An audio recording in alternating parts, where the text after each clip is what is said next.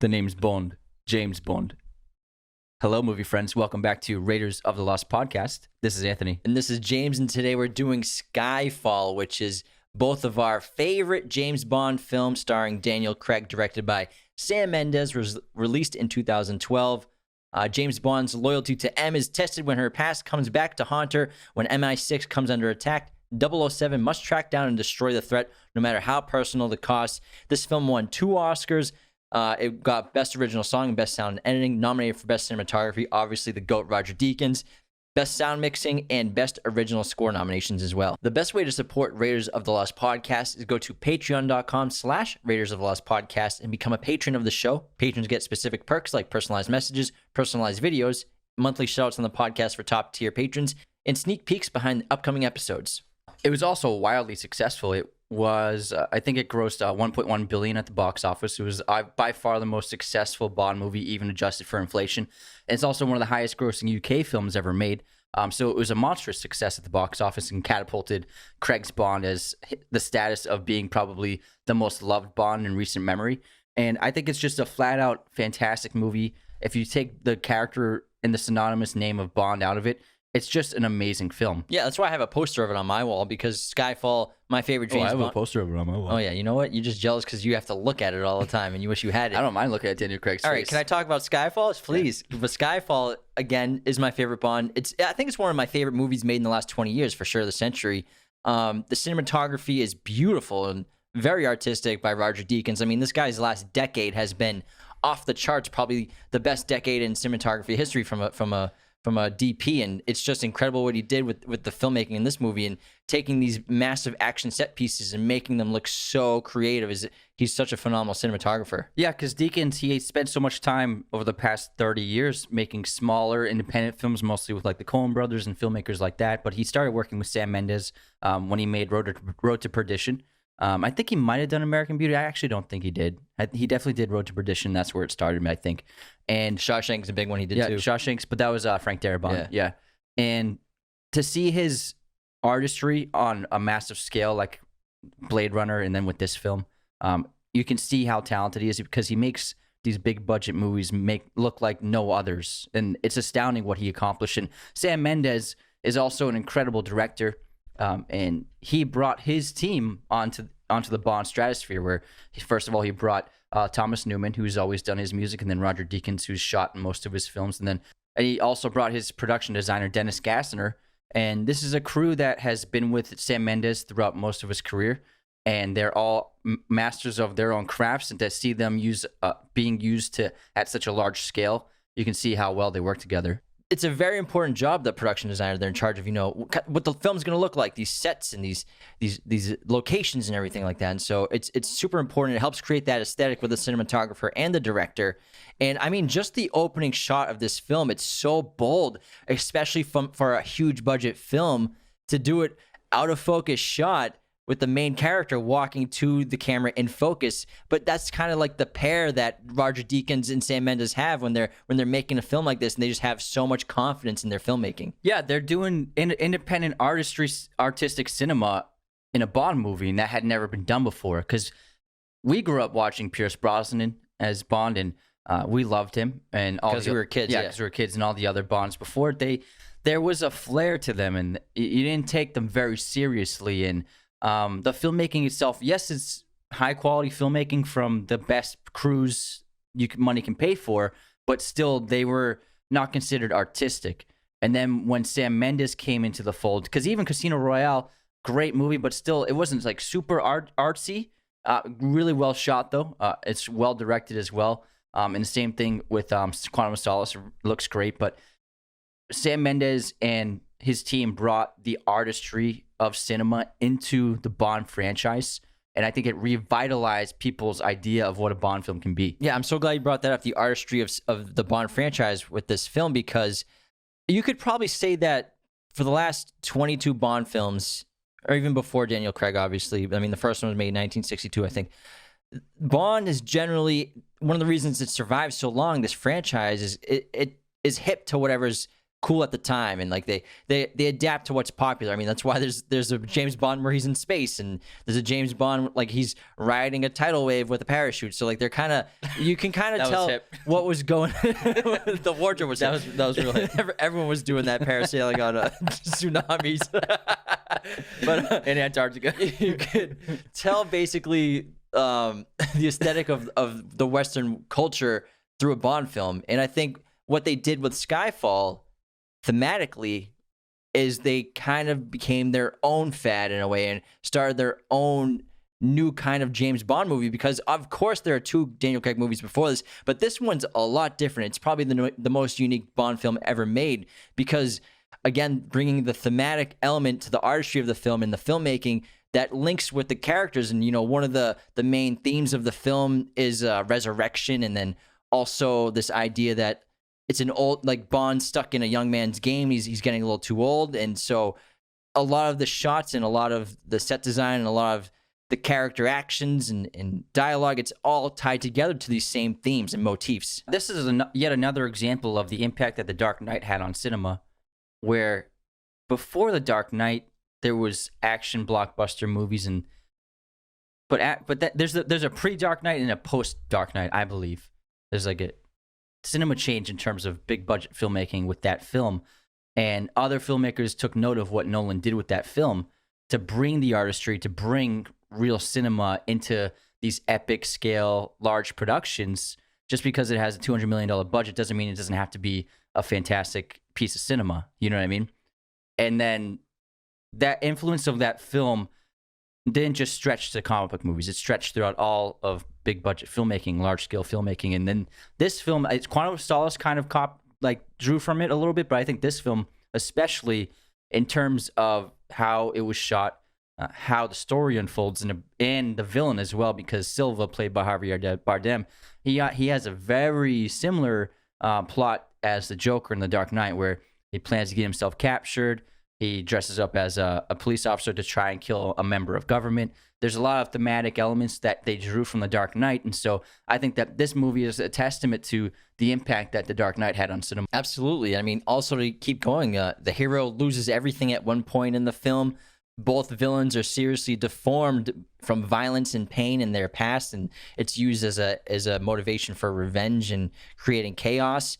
And also, they're both kind of always one step ahead and highly intelligent and have these master plans kind of worked out where everyone else is trying to play catch up. But also, I think that, again, this is the most unique James Bond movie because you're right, it's very similar to Dark Knight, but also we see a new vulnerability in the character that we've never seen before. I mean, this entire film is about James Bond loses a step. James Bond should face retirement. James Bond technically dies and could follow that life of living off being a dead man. And I mean, James Bond physically isn't there. He fails all of his tests. He fails his psychological exams. And it's really about him.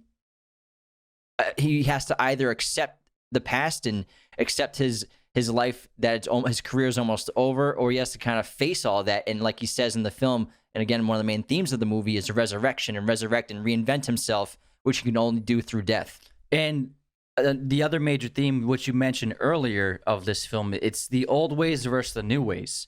And you'll see multiple times the characters literally say, sometimes the old ways are the best, or the new way is the way to be. Because it's this conflict between James, like you said, he's older now. It's a version of Bond we haven't seen where he's weathered, he's worn out. Like you said, he's lost a step, and it brought a great amount of vulnerability. And there's a lot of really great visual and storyline motifs that depict this theme for James. My favorite one is that meeting with Q when they meet in the art museum, and they're both looking at that painting of an old warship being brought back to shore, and Q points out that it's sad to see this old warship being pulled in because it translates the inevitability of time.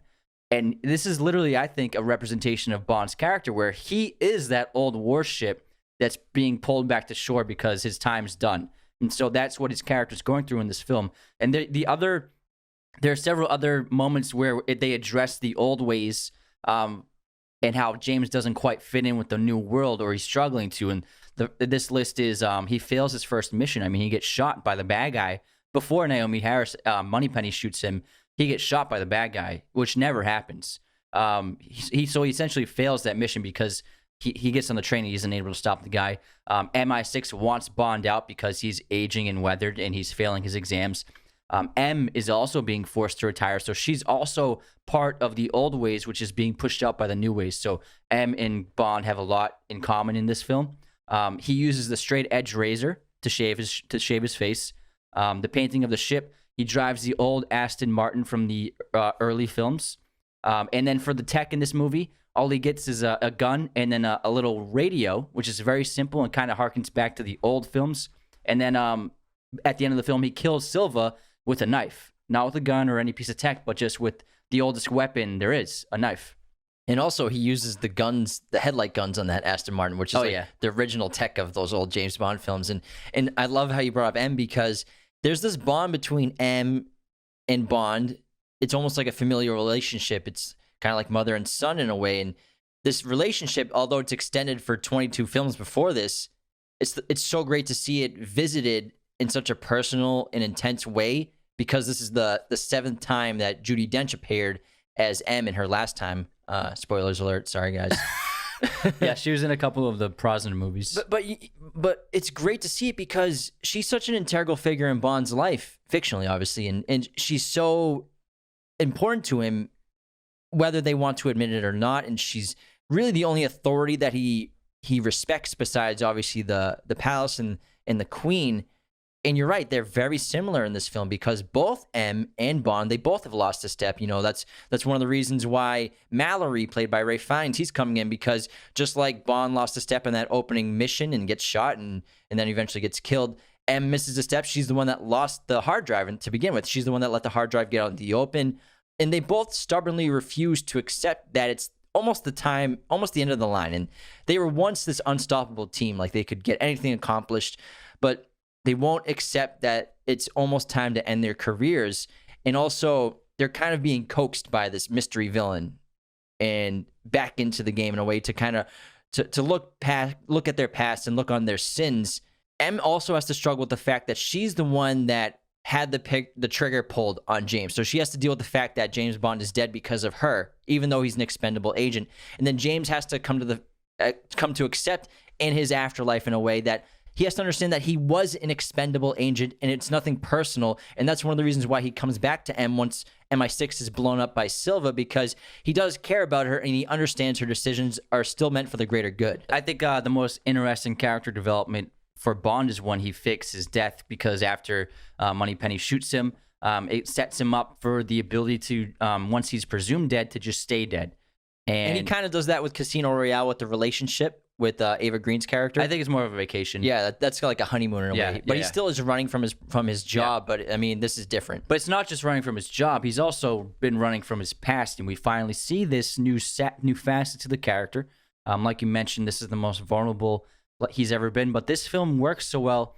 It's not just because it's a great spy action movie, but because we finally have a personal storyline arc for Bond, deeply personal, where his past is brought to light, and we learned that he had a troubled upbringing, and he dealt with great turmoil as a boy, and that has affected him as an adult.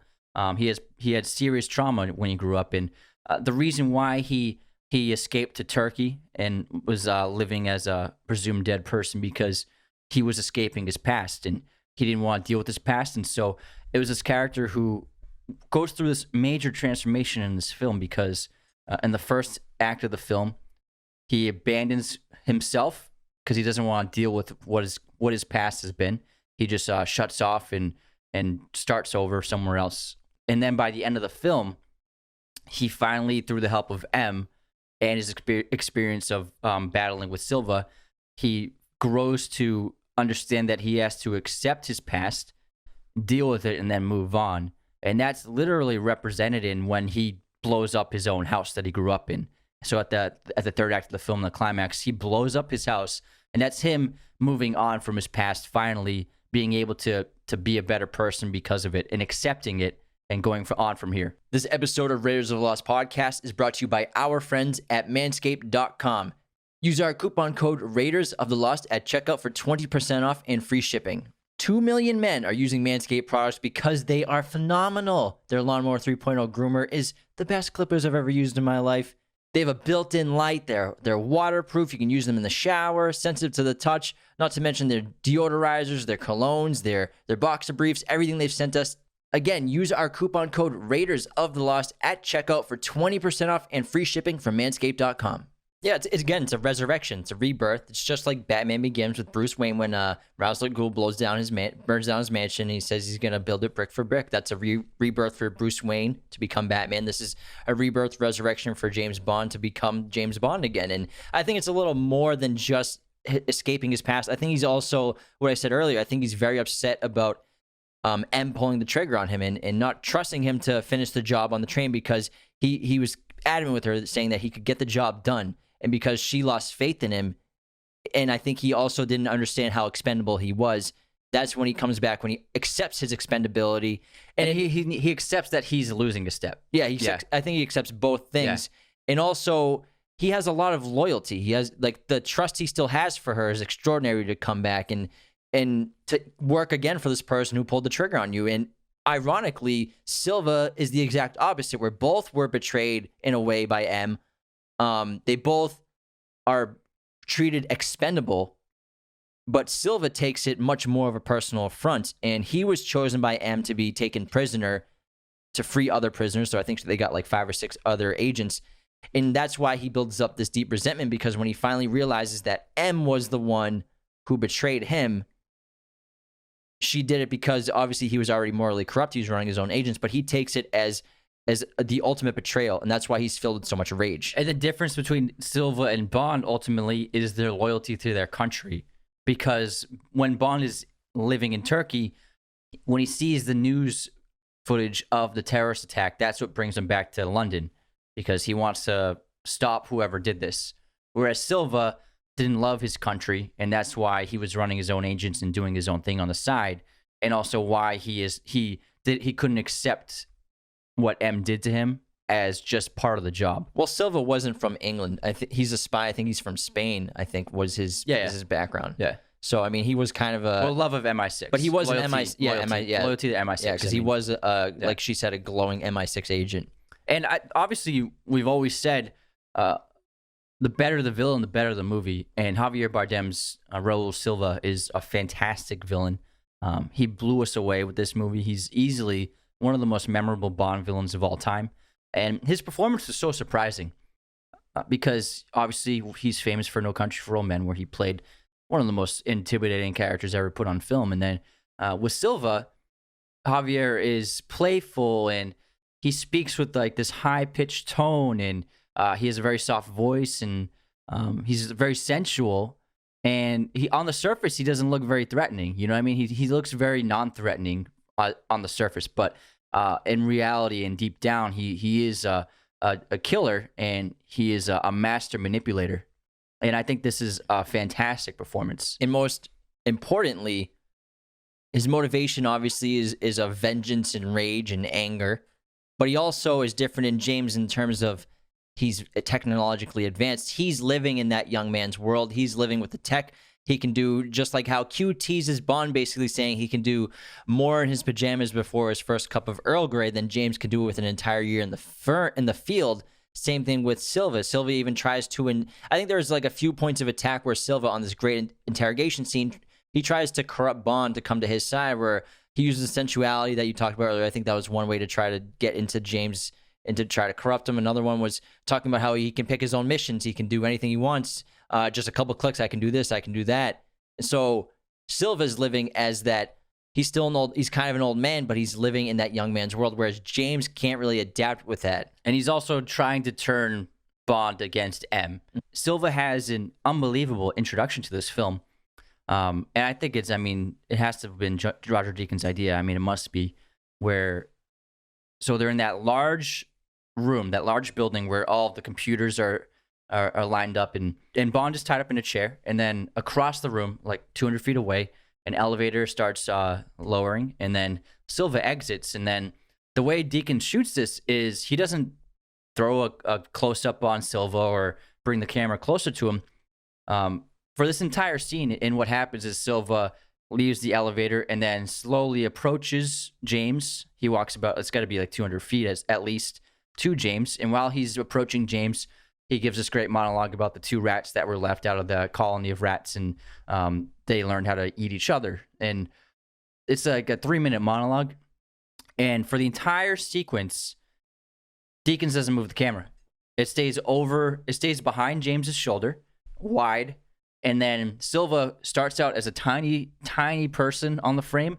And the more he speaks and the further he walks, he grows larger and larger and larger in the frame until he finally meets James and steps right up to him. And then they timed this perfectly, actually. The monologue was timed to get this camera movement where once Silva steps up to James, the camera tilts up. Perfect timing for the last sentence of his monologue. And it's an unbelievable shot. So simple and so memorable. In the story of the rats, it's very metaphorical and symbolic to these 2 characters because, can I tell a story real quick? Tell a story. Two little mice. 2 little mice swam in a bucket of cream.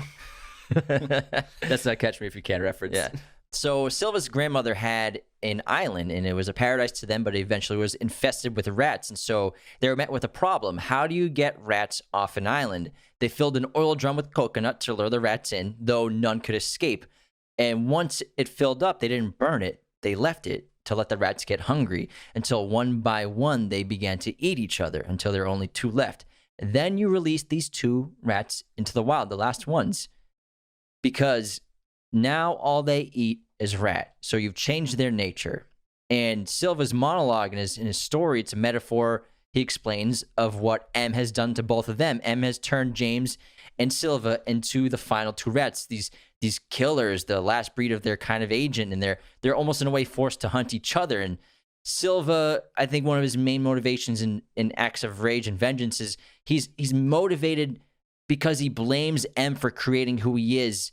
And he's driven by that rage and vengeance, and he acts impulsively. But James explains that he's not like those 2 rats. He's separate because he's made his own decisions in his life. And really what Silva's trying to say is that typical villain to hero monologue is you and I are not so different after all. I also think that Silva is fueled by the betrayal more than anything because the way he talks about M, he calls her mother a lot. And he also mentions that he was her favorite long before James. And I think that Silva harbored a lot of pride in M's approval and affection of him for being a great agent. And I think that he viewed M as a kind of a mother to him. And so when she did betray him, it unhinged him. And I think that betrayal is what has motivated him more than anything. And also being betrayed by your own mother. This episode is also sponsored by movieposters.com. Use our special promo code Raiders15 to get 15% off your order today. Movieposters.com is the #1 place to get your movie posters online today. If you're checking us out on YouTube, you'll see that our set is decked out with all of these posters that movieposters.com sent us. This is high quality. They do every size, framing, backlighting, whatever you want. They can handle your poster needs. We also have a special promotion with movieposters.com. James and I created our own special custom movie posters. We had a lot of fun doing these. We did a Shining poster. We did a Lethal Weapon poster, and then we did a custom Raiders of the Lost Podcast poster. So head on over. You can check it out on our website, raidersofTheLostPodcast.com, to check out these movie posters, which are linked up with movieposters.com. Again, use our special promo code, Raiders15, to get 15% off your order today. And I think besides the betrayal, it's also the suffering that Silva went through because he was betrayed by M, who justifiably turned him in because, again, he was running his own missions against China, and he was creating potential wars probably with what he was doing. And he was actually betraying M and MI6 before M betrayed him. And then so M betrayed him, got 6 agents out of captivity and put him in. And he explains how he was a prisoner for 5 months and then being tortured, and he kept her secrets. And then it's not until then he finally realized that she was the one that betrayed him. And then he went into his cyanide capsule inside his tooth, broke it open, and he didn't die from the cyanide. And we have that graphic scene where it's the phenomenal scene where it's Javier and Judi Dench and their characters kind of the first time they've seen each other in years. And he removes his gum in a plate inside of his mouth, and you see what his face actually has become. And he kind of like says, like, look what you've created. And I can't always tell if he says mother or voila. I think he's saying mother when he's. I think he says mother. Yeah, that's what it sounds like. He just doesn't have his teeth in. But he's like, this is your creation. And so, he's blaming M for what he is and saying that she created him and changed his nature, whereas James rejects that entire hypothesis. James's storyline in this film is easily the biggest roller coaster arc any of his previous films have had. And what happens is, so basically the first act of the film, he comes back and then he goes through the regimental examinations of seeing if he's fit for duty, and he fails all of the exams, but unbeknownst to him, M passes him and allows him to go on the mission. And so the other leaders like Mallory at MI6, they don't want him in. They want to push him out. He's too old. And so Bond is motivated to prove them wrong, to show them that I'm still James Bond. I'm still the same person. I can do this. And he does do this. He succeeds, and he reaches the highest high of the movie where he hunts down Patrice in Shanghai, and they have that phenomenal action fight sequence on that glass building, and has that neon lighting behind them. It's one of the most beautiful action sequences ever filmed, and Deakins obviously just crushed this scene. And then after this, he finds the casino chip that leads him to Macau. He communicates with Severine and forms a plan with her, kills her henchmen, and then successfully finds a way of tracking down the unknown bad guy, the main villain. So he reaches this point and gets him captured. He reaches this high point in the film where he did it. He proved everyone wrong. He overcame his adversity and proved that he was still James Bond.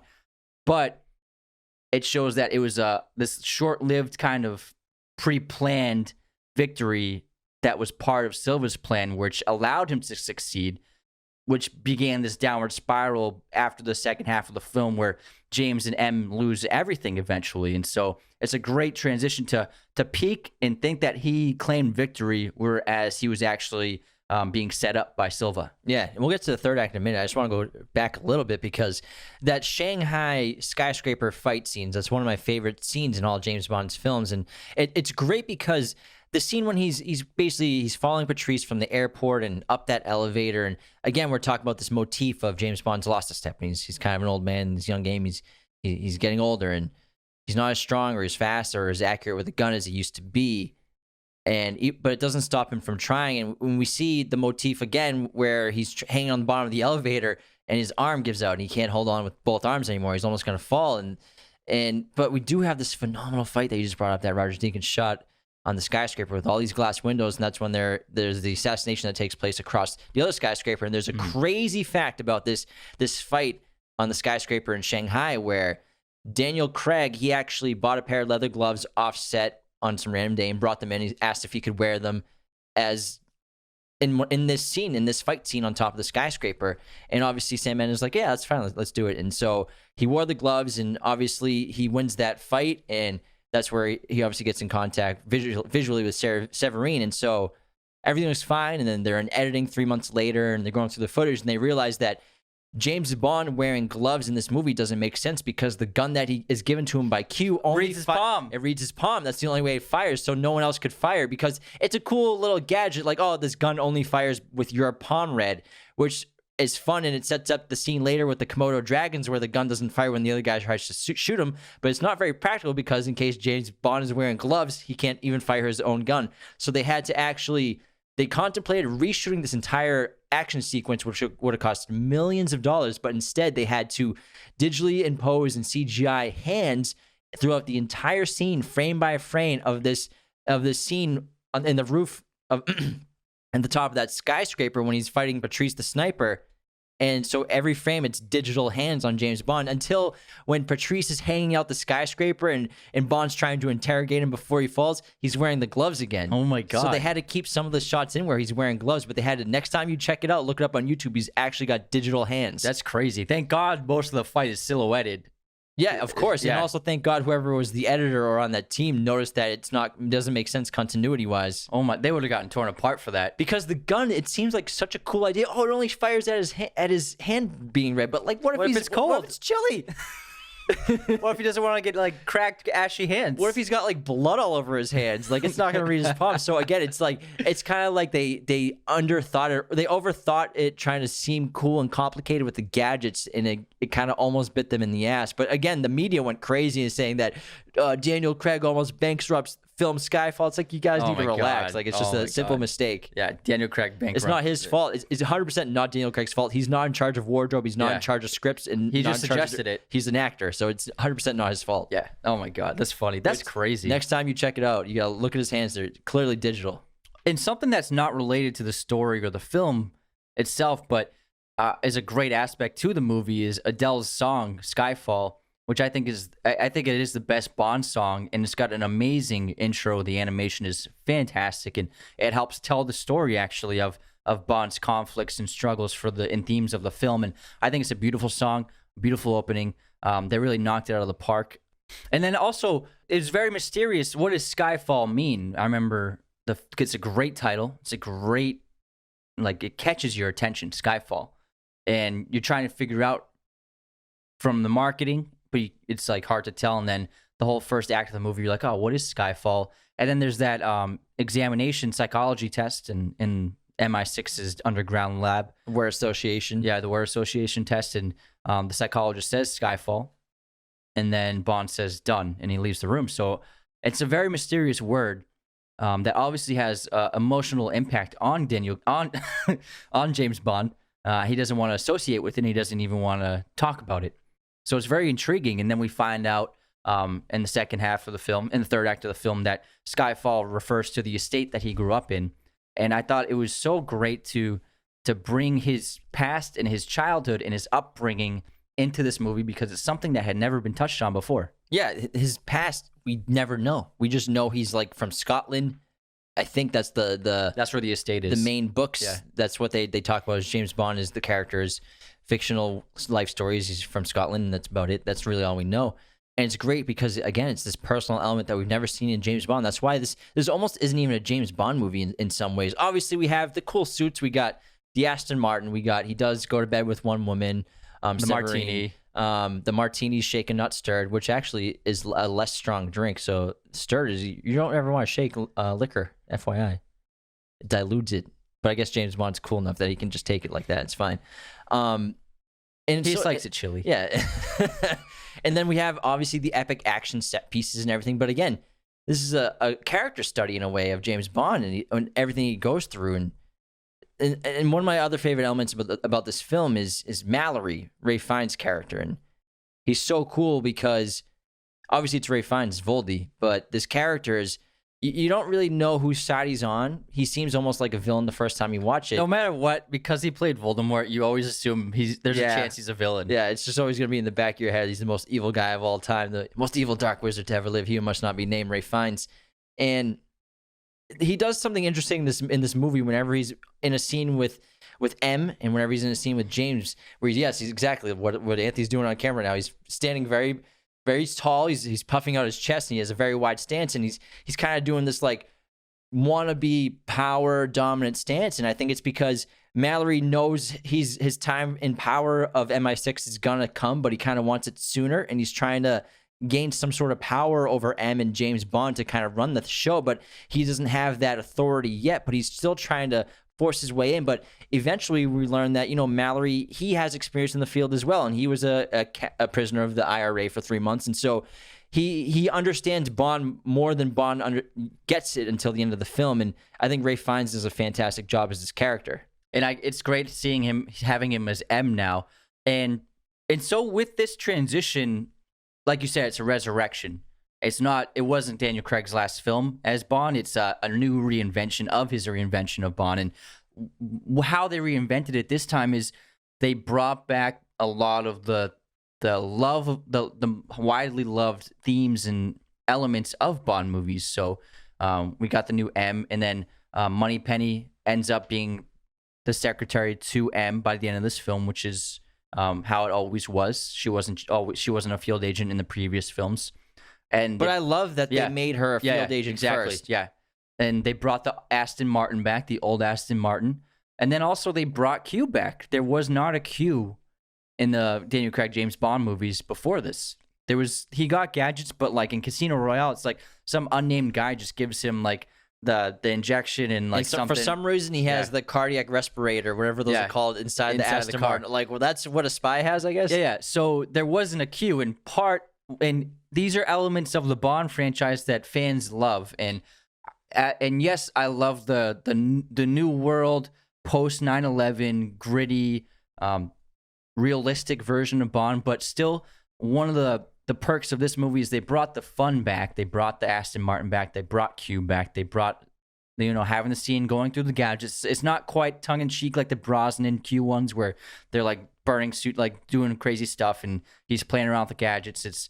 But they still brought those elements back, which I think really solidified it as a true great Bond film. Those were always kind of missing in the other Craig movies. It's interesting that you just brought up 9/11 because people might not notice, but there is basically an entire decade or genre of culture that was influenced by 9/11 because it was such a huge event and obviously devastating and tragic, but it did spawn new ideas in art and in cinema and in storytelling. And obviously now we have a lot of these very gritty, realistic films that pertain a lot to political terrorism and mass international violence. And so obviously it's almost impossible not to notice that there was an entire shift in cinema post 9/11 in a way. Yeah, it's not like a giant laser that's going to blow up the earth, because that's so disbelievable. But like you said, political terrorism, that's definitely believable because it's happened so many times and it's touched all of us in a certain way. And so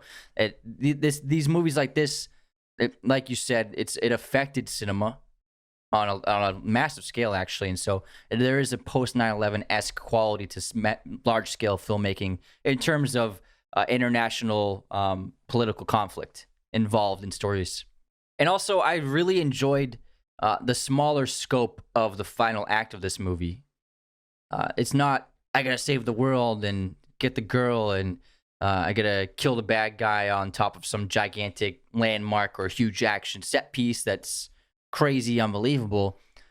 It was pretty much like Home Alone at James's house, but I liked that aspect. It's fun. I liked it when the scope got smaller because it makes the stakes more personal. It's not, the world's not at stake. I mean, obviously, if Silva succeeds and kills Bond, it'll do terrible things, but it's not like, oh, the ticking time clock. If this counts down to 0, there's going to be a giant nuclear bomb. It's like, we've seen that 1,000 times. So this film stuck to the personal evaluation of Bond, and so in order for him to overcome the conflict of the movie, he has to overcome his past, and they related that to the third act of the film. And I love the whole sequence at Skyfall. It's great. Let's talk about it in a little bit. I want to back up to when Silva's plan actually starts to get carried out, because like you said, he wanted to be captured. This is, again, very similar to Heath Ledger's Joker in The Dark Knight. Bond reaches an all-time high in the film, but he doesn't realize that it was all pre-planned ahead of time. And I love the scene with M and Silva, again, where we besides him showing her what's happened to him in his disfigurement from the cyanide capsule, they have this talk where, and Silva, in a way, I wouldn't say that he wants an apology from M, but he wants her, I think, to acknowledge what she's done to him and what he thinks that she has created with what he is now. And there's a great back and forth where Silva says that she has no remorse, and she says that it's unprofessional. And it's so fun because it's very similar to the back and forth that Silva had with James Bond, where, again, he's trying to maybe not corrupt her like he was with Bond, but he's in a way, he doesn't have to have this exchange with her because he already knows he's going to escape. But I think he's enticing her more to go through the laptop as soon as possible to get him to hack into the system to release the cages and unlock all the doors, because as soon as she walks away, he's just laughing and then kind of looking at the structural hold of the walls. I also think that M actually does feel remorse when she feels remorse after what she did to James. I think that their relationship is obviously much closer and more personal than she ever had with Silva. So I think obviously she hides it, but I think she was absolutely really affected by thinking that she killed James Bond. Mallory even points that out earlier in the film during his testing at MI6 when MI6 is underground, and this is when M passes James despite failing all of his tests, and she's obviously basically forging his certification to go back into the field. And Mallory's like, you don't see it. You don't see what even I can see, and I'm not in the field. And he says something like, you have feelings for him, and which is something that you shouldn't have when you're in charge of expendable agents. And so you're right. She does, I think, care for him. And I think that also James cares for M despite calling her a B word during that interrogation. We're trying to get more views, so we don't like to say the B word here. Yeah, guys. we don't swear anymore. Well, you say a-hole a lot. No, I didn't. Spotify don't like that. All right. But and despite that, M was the person who authorized the trigger to be pulled on James, despite him being on top of the train with Patrice. He still cares about her, and that's one of the reasons he comes back. And she also knows that even though Bond isn't what he used to be, she still knows that he's capable of achieving what other agents can't achieve. He has that. He's got heart, man. No, but James Bond is special. You know what I mean? He can do things that no one else can, and so she knows that if he's pushed to the line, he's able to overcome anything. And just like how James is being tested at MI6, M eventually has to testify at Parliament over losing the names, and also because Silva starts to leak some of the names, which results in some of the undercover agents to be assassinated. And so that's when Silva tries to spring his trap and tries to kill M himself at the trial. And we have that great moment where he has the gun on her for a second, and he's like just smiling with pleasure. And I don't know why he could just pull the trigger and end it, but it's like he just wants to enjoy it. I think he just enjoys the look on her face. Look on her face. You know what I mean? And then, but that hesitation and taking in the moment and enjoying it is what makes him fail, because Mallory takes the bullet for her because of the opportunity he gave them. And this is the moment where you talked about in earlier, where James hits his all-time high in terms of the climax, and he's achieved everything, but then loses everything. And then so MI6 is destroyed. M and Bond lose everything. Parliament's under attack. So Bond takes M, obviously, to his childhood home in Skyfall. And this is where, again, we're getting into the old ways. He gets the old Aston Martin out of the garage, and we have this really long third act, which is actually, it's one of my favorite parts of the film, just setting the stage for this. It's like 5 to 10 minutes of them just getting to Skyfall and getting everything ready and kind of. But you love them sharing scenes together. Yeah, and beautiful landscape shots of Scotland. I mean, it's just phenomenal how beautiful that country is. And the strength of it is we never really got to see much of them other than assigning tasks and being upset with James. Yeah, being upset, and then like communications. That's it. But now she's essential to the storyline. And we have a personal investment in her as well. And then Mallory and Q, we learn Mallory's a good guy at this point, and him and Q help Bond. They're leaving those breadcrumbs for Silva to find them on purpose. And one of my favorite lines in the sequence is when M asks where they're going, Bond says back in time. Because they have to, because in this situation, they've lost to Silva. Silva has outpowered them. They're outmatched against Silva in this realm of modern technology and technological terrorism. They can't compete with him anymore, and so they have to take that advantage away from Silva in order to have a chance at defeating him. Hence the old ways. So they're really double downing on the old ways to be victorious against the new ways, which is Skyfall represents the old ways. That's why it's like just a house. They're using old guns and knives and setting up booby traps, because it's the old way of fighting and hunting, and so it's the old versus new in the third act. And that's where what would you call him, a caretaker? He's the groundskeeper. And that's when the groundskeeper shows up, and he also has that line, "The old ways are sometimes the best," and he's talking about the guns and the knives on the table. And played by Albert Finney, by the way. They actually, I think they thought about having Sean Connery do this as like a cameo, but it would have ruined it. It would have taken us out of it. People would have been laughing. Yeah, because it just ruined it takes you out of it. I mean, that's James Bond playing not James Bond in a James Bond movie. It wouldn't make sense. It would have been way too distracting. So, but I mean, they still have him. He does like a great, almost Sean Connery impression with that Scottish accent. Yeah, Albert Finney's awesome.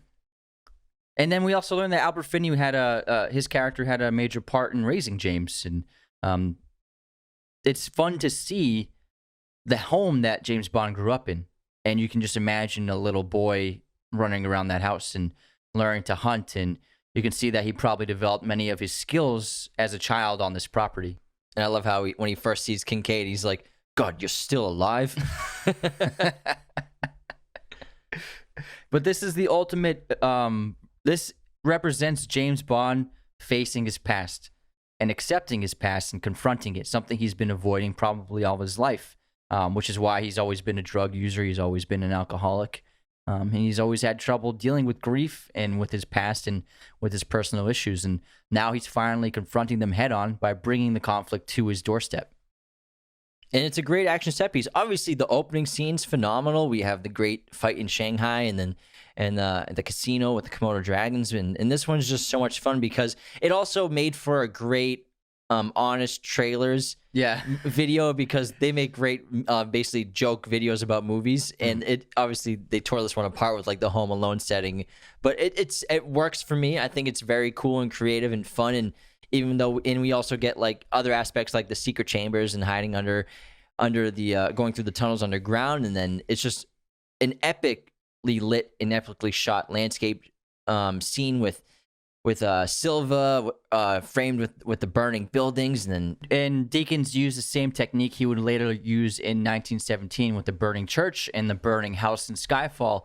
That was CGI, and what they instead did was they set up this gigantic LED tower that had to have been like maybe 80 feet tall of LED lights, and they put plenty of fog in the setting, and then they CGI'd the burning house in post-production for the film. But it's this beautiful lighting setup that had this amazing glowing effect for the entire landscape, because otherwise there's no light. And then just watching these characters chasing each other through the landscape towards the church towards the chapel, beautiful cinematography, and it solidified why like mainstream audiences finally getting to see the genius of Roger Deakins. And again, the chapel, we got the motif of resurrection here, and it's a tough scene because, of course, Bond succeeds and kills Silva, but not without M taking a lethal wound from a bullet. And after Silva dies with the knife, the old ways, the old tactics, M dies in James's arms. And it's very sad because Judi Dench has played this character for 7 movies, and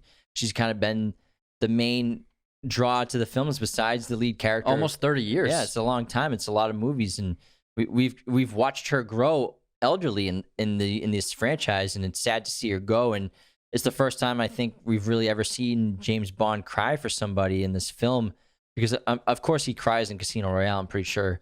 We could be wrong, but that even shows you even more vulnerability of this character, who's the archetype. You know, James Bond as a superhero is the ultimate macho man, but I love how they kind of stripped that down from him in this movie. And it's a great ending because we get Eve and Bond have their first formal introduction of him at learning the office. At the office, where he learns her name and learns that she's Eve Moneypenny. And obviously, this is an iconic character in the James Bond world. And then this is an interaction that happened in every other James Bond film in the first act. Yeah, but I think it's just so much better because we've seen what Eve is capable of, and she was a former field agent. So it just shows that, like, I bet you she's going to have a lot more to do action-wise in future James Bond films, and I can't wait to see her in No Time to Die. And also, Mallory now has taken over as M, which is great because Ralph Fiennes is phenomenal. Yeah, and I love this movie. I think it's gotta be the best James Bond film ever made, and it's easily one of the best international espionage films ever made as well.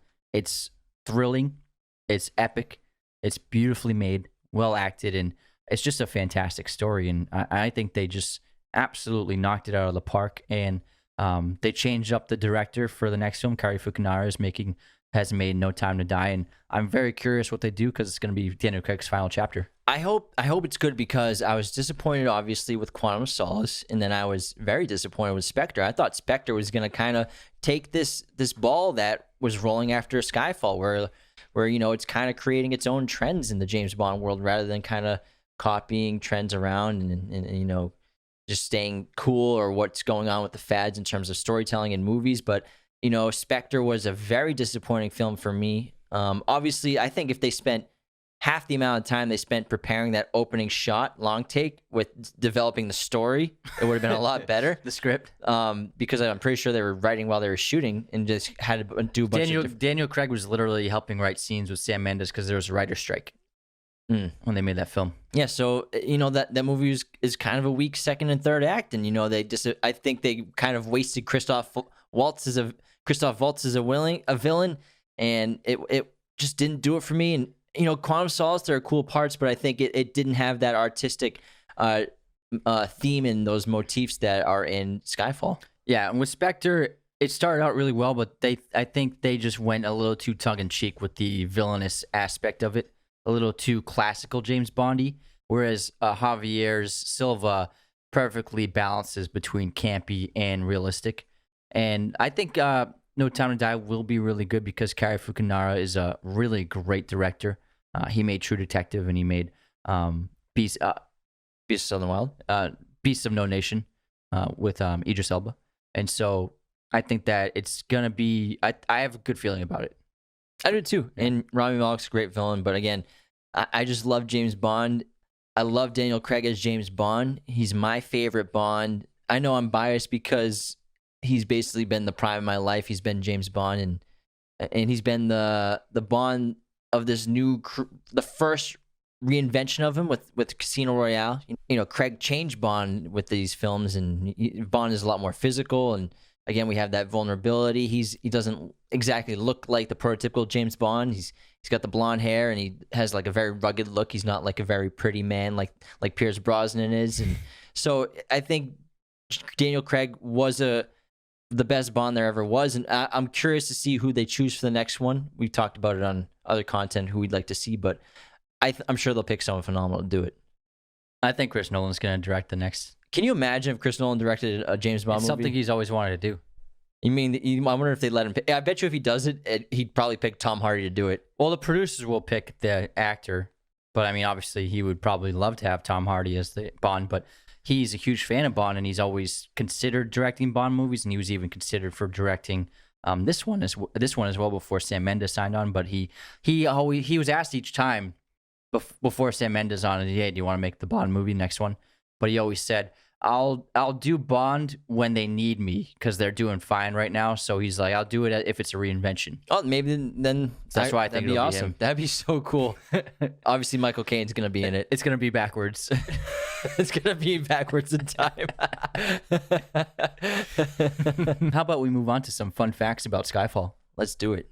So when this movie was coming out, the London Olympics were going on at the same time, and after receiving a personal invitation from Her Majesty Queen Elizabeth II, Danny Craig appeared as James Bond in this awesome, fun promotional video for this movie for the opening ceremony of the 2012 Olympic Games in London, where he like shows up at the palace and he kind of is James Bond, and the Queen even acts with him for a little bit, and then he like escorts her to the helicopter. And it's so cool and fun to see like a fictional character played by Daniel Craig interacting with the Queen on camera, and I think it's the first acting role she's ever had. It's really funny. It worked really well. The passport used by Daniel Craig was not created by the prop department, but an authentic document as issued by the British Home Office, according to producer Michael G. Wilson. Everything from the paper, print, photograph, and jacket are entirely genuine on James Bond's official passport. However, as a security measure, the passport is encoded with information that would instantly flag its improper use in any official transaction. So for the opening scene of this film, there were 85 versions of James Bond's Tom Ford suit tailor-made for the opening. 30 were made for Daniel Craig and 30 for his stunt double. Each version of the suit was specifically designed for a particular part of the scene in the opening sequence. For example, when Craig was riding the motorcycle, a suit with longer sleeves was worn so that it wouldn't raise up his forearms. They also had to weigh down his tie when he was riding the motorcycle, otherwise it'd be flying and flapping in his face. And so they basically just tailored different suits to whatever sequence of the film was being shot. And like the hand-to-hand combat ones, he's wearing a very loose, thin woolen silk so that he can fight and jump easily. That's awesome. One of my favorite parts of the movie is after the part of the train gets destroyed by the tractor, and then he lands inside of the train. And the whole thing just is like falling apart behind him, and then he just stands up straight and fixes his cuffling and keeps walking. And he also has a bullet hole through his chest too. But of course, James Bond will fix his cuffling. All right, that wraps our James Bond Skyfall episode. We hope you all enjoyed this. Make sure to check out our brand new website that we just launched, RaidersOfTheLostPodcast.com, where you can check out all of our links to all of our pages and sites. You can find our merch, our movie posters, which you can buy now anytime. Use all of our coupon codes. They're all there with our sponsors on the webpage. Hope you guys enjoyed and enjoyed this episode. Take care, everyone. Thank you for watching Raiders of the Lost Podcast. Hit that subscribe button and notification bell. Listen to the audio format of Raiders of the Lost Podcast on Spotify, Apple Podcasts, Google Podcasts, and wherever you listen to podcasts. New episodes every Monday and Thursday. Support us on Patreon at patreon.com/Raiders of the Lost Podcast.